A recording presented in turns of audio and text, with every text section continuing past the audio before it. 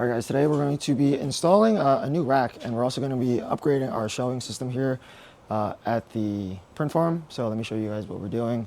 Currently, we just got some more outlets installed here in the front. So this is going to be a new bay. We're going to be moving all the P1S printers here. You can see that what we're doing is, instead of using the old cardboard stuff that I was using and over the wire rack system, we're going to be using some 3/4 inch plywood, which I just purchased from Home Depot. I bought some 4 by 8 foot 3/4 inch MDF. No, this is MDF or plywood? Plywood. MDF, not plywood. This is MDF. Wait, is it MDF?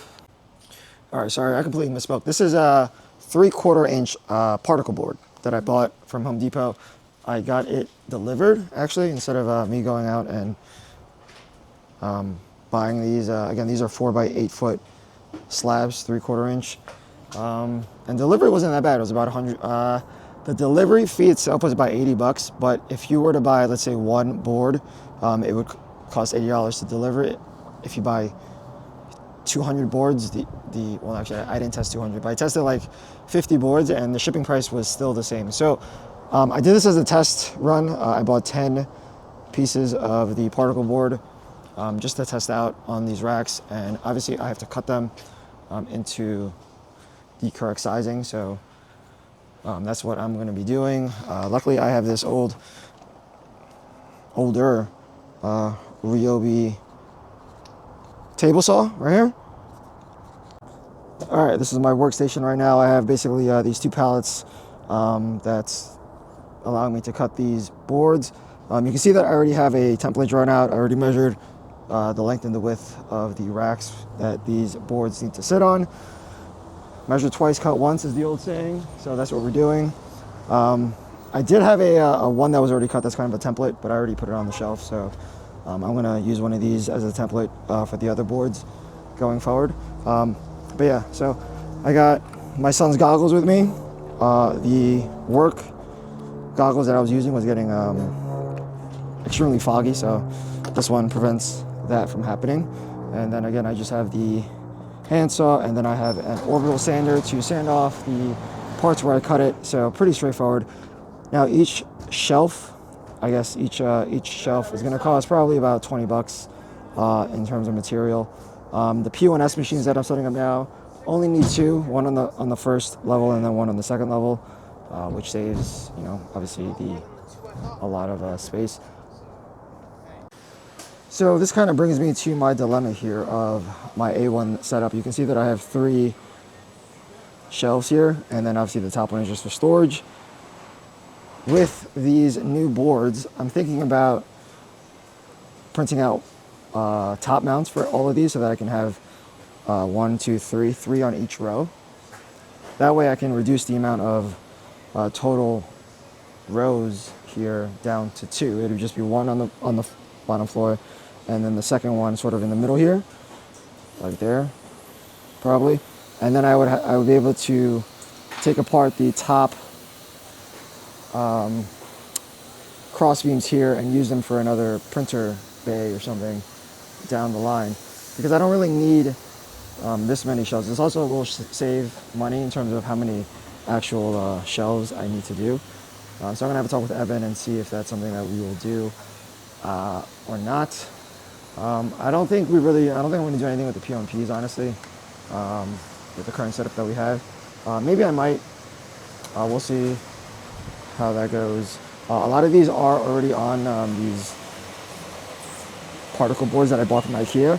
Obviously, they're not like slotted into the slots, so it's kind of unstable. The printers do move around, and also these boards move around quite a bit, but there's really not too much wobble. So like I said, we are repurposing the P1Ss to the front area here. And the reason I'm doing the P1Ss here is because the bay door is right there. Obviously winter is about to come, and it's pretty chilly when that bay door gets open. So at least these printers are enclosed enough where that cold draft won't affect bed adhesion or print quality too much. I don't know if I'm going to install the front panels or not, the front doors or not. We'll see if I need to. Actually just found the entire box. Even found the box for me. of the old door panels and top parts right here. I did sell off a few of these when I got the P1Ss way back when. I was selling, both of these for, I don't know, 30 or 40 bucks to recoup some cost for those. Yeah, all these P1S machines here are going to be moved to the front.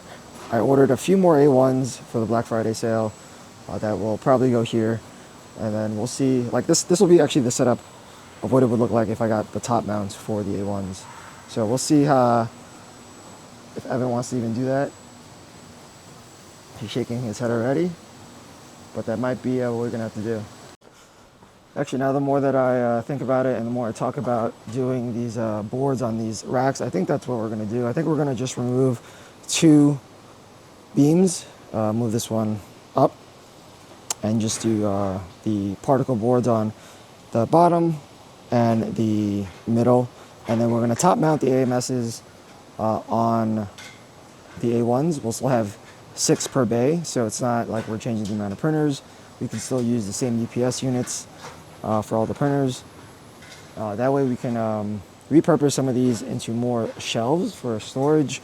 We have a few of extra ones of these end caps that we can use to make more shelves. So, we do that across all of these. We're going to be saving a significant amount of money, and also we're going to be able to expand more in terms of the amount of racks that we have, whether it be for filament or other things. I was thinking about putting this is a topic for another video at some point. Actually, that might not be. We're going to essentially put more racks over here, back to back. So this is just going to be the start. We'll probably bump it out 1 more bay here, and then 1, 2, 3 more bays on the other side, back to back with the P1Ss. I'm still waiting for the P2S drop to happen and the price. I was waiting to see, maybe if I could sell off some of these A1s and get the P2Ss, but I don't know, we'll see. I think once we have a better setup, we'll do more maintenance, more calibrations on these printers. We should be able to get these printers up and running without too many issues. We are seeing some issues on some of the printers with in terms of print quality. I don't know if it's because of the cold draft that's coming in for the winter, or it's because of just loose belts. We are noticing quite a lot of loose belts on these printers, and also the screws on the back of the nozzles. If you take off the housing and then you take off the silicone sock and you remove the nozzle here, there's 3 screws that are behind here, and then when you take those 3 screws off and you pop out the hot end assembly and the heater block, there's 4 screws on the back of the heater block that one printer I just took off the other day, and it's like one of the screws, the small grub screws, were completely just off the socket, off the screw, and I had to tighten it, and that gives us a lot of first layer issues that I was noticing. So I think we're gonna have to start doing maybe maintenance once a month on these printers. Basic maintenance, lubricating of the rods, belts, tightening the screws, and I think really that's it for the A1s. There's really no other type of maintenance that we need to do. So yeah, for now I'm gonna be busy cutting some particle board, and then we'll start probably with this rack up front, sort of reorganizing this a little bit. And yeah, that's what we're doing now. Obviously, kind of a weird time to do this in the middle of Q4, but figured better late than never. All right, one other thing that we did that I forgot to mention is that we bought some wire stripping, and basically put them down in these crevices of the cross beams here. So one there, and then a long strip along there, and then we put the particle board on top. That just further reduces the vibration when it's printing, and just creates more stability. So that's what it looks like. Obviously, we already put the board on, so you can't really tell. And I don't have any more of the weather stripping. All right, let me know what you guys think about the setup. I honestly probably should have done this when I first moved into the space, but now I'm just trying to think long term. We're going to be in the space for the next couple of years, so I might as well invest some money into getting a nice proper setup in terms of racking and whatnot. And then I'll be doing another video on this setup that you see here with my extrusion line. I actually recorded video and then my SD card got full, so all of my footage was deleted, so I got to figure out where I ended up with that video. But quick teaser, I have 2 lines going, making my fillet. So it's just a quick teaser. Stay tuned for more about this setup. I'll see you guys in the next video.